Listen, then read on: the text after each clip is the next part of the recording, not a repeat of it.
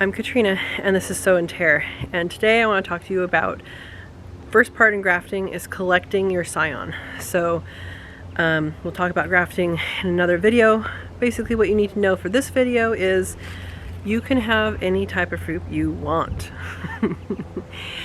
If you have a peach tree and you want another kind of peach, you want multiple kinds of peaches, you can make that happen with just that one tree. You can, if you have, maybe you get a cheap apple tree from the nursery and you decide, oh, I don't really like the apples on this, you can choose another type of apple, put it on that tree, and it will give you fruit. So that is the reason for grafting. Another reason would be if your soils are challenging, then you can put a certain kind of fruit on a different rootstock.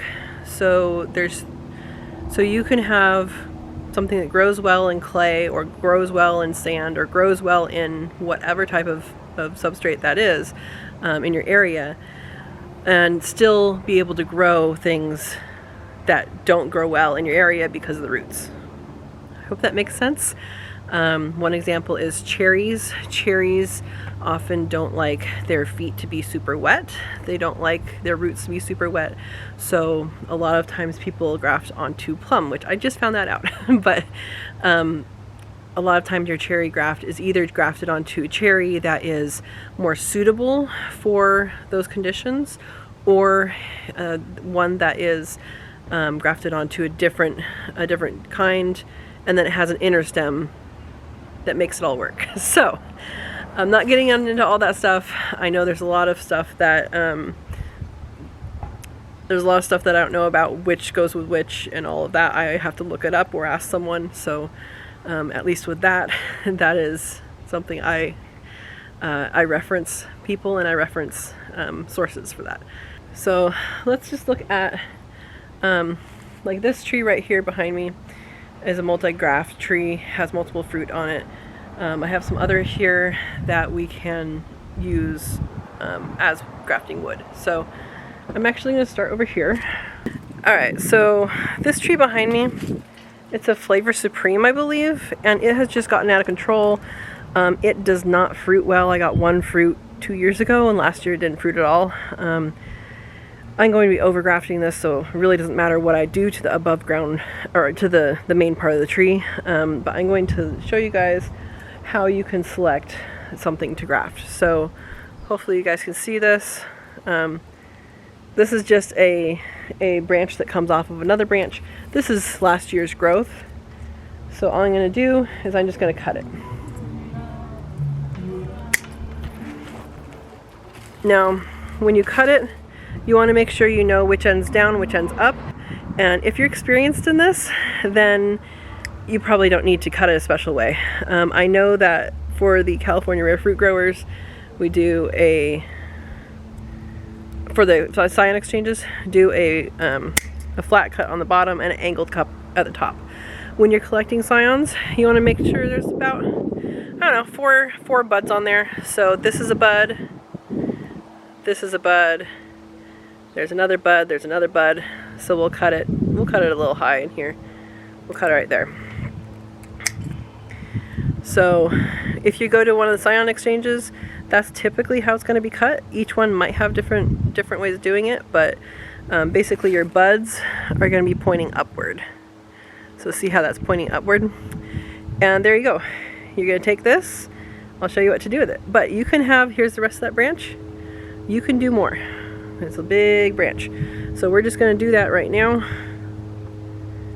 And we'll cut off the bottom here. Now if you cut it and that bud right there, we're not going to count that as a bud because that's going to be probably destroyed when we go to graft. So 1, 2, 3, 4, and an angle cut. Something else to consider is you always want to have clean cutters when you are doing this, just so you don't pass diseases from your plants.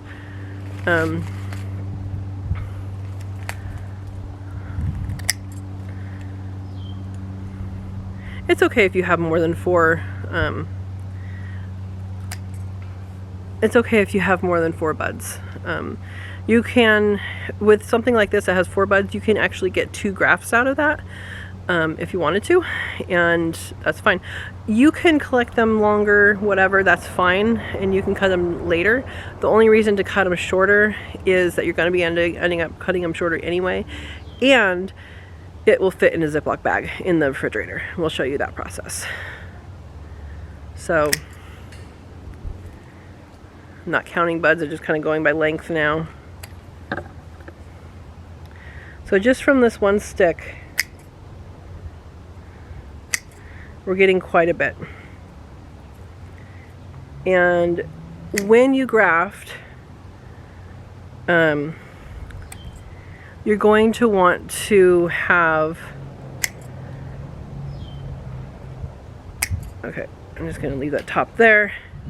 So I have a handful of Scions here.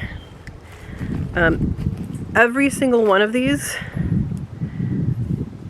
you can use as 2 different grafts. So we have, just from that one stick, we have 1, 2, 3, 4, 5, 6, 7 Scions, and you can use that on up to like 14 different trees if you wanted.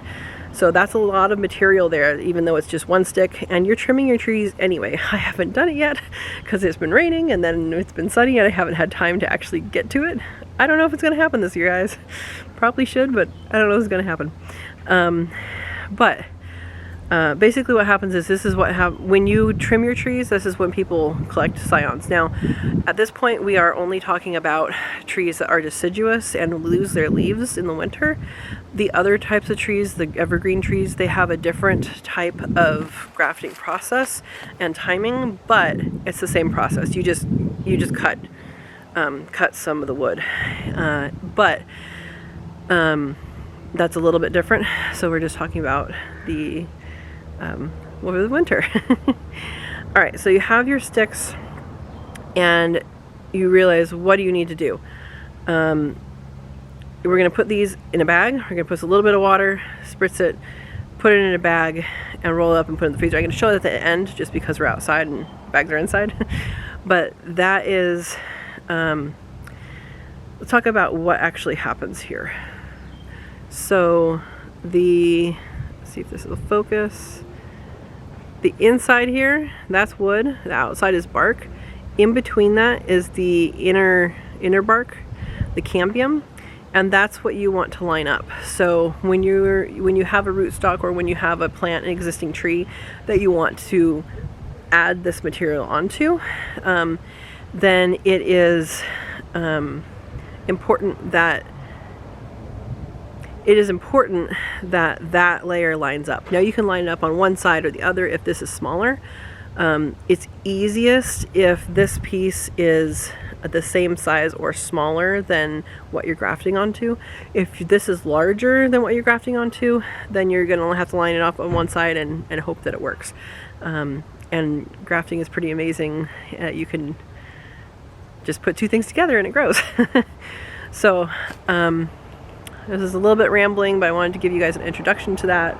So if your neighbor has a fruit tree that you want, or maybe someone down, in another town has that, or you can look around, right? Maybe look on like Craigslist and say under wanted or something like that and say, hey, I'm looking for this variety, or do you have a really good, cherry that I can have, or do you have a really good peach or whatever?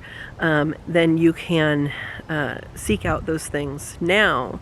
Another thing you can do now is buy bare root trees, which is basically trees that are dormant right now, and buy those.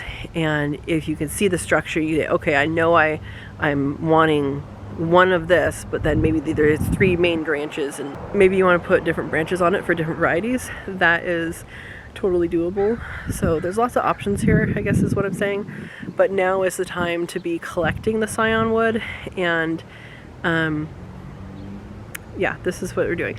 So let's go inside. I'll show you how to save this, and you can share this with people. There are quarantines going on. I'm not sure exactly where you check to find out about those. I know that California Rare Fruit Growers checks their own.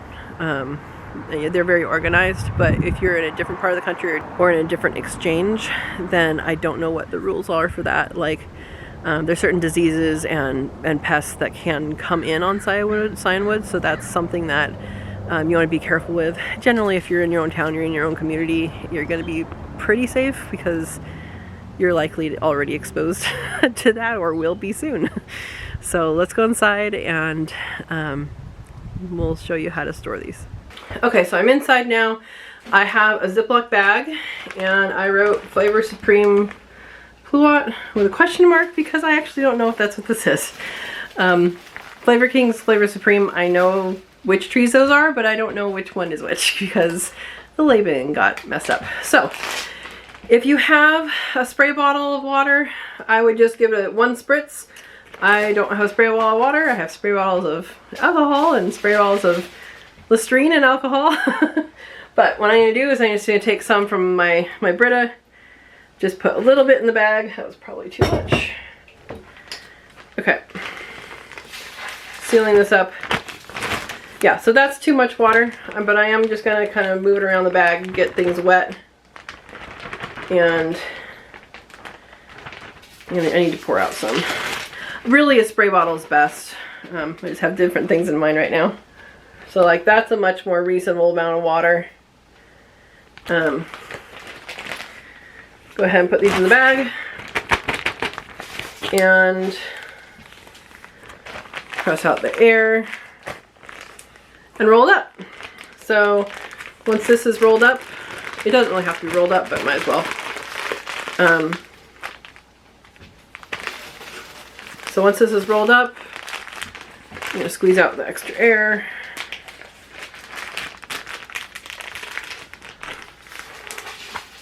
There we go. So this goes in your refrigerator in like the middle area, somewhere where it won't freeze. It needs to be cold but not freeze. And this will keep for a few months. So where I am, grafting usually happens sometimes in March. It might happen in February. Things are going faster this year, but it could be February or March. But you can keep these in the refrigerator for quite some time. And if you want to collect in January or in December, then that's perfectly fine as well. It just happens to be January still right now, end of January. But this goes in your refrigerator. Don't forget about it.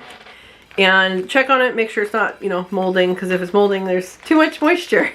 But this should be a good amount of moisture, and you can feel free to share this with your friends and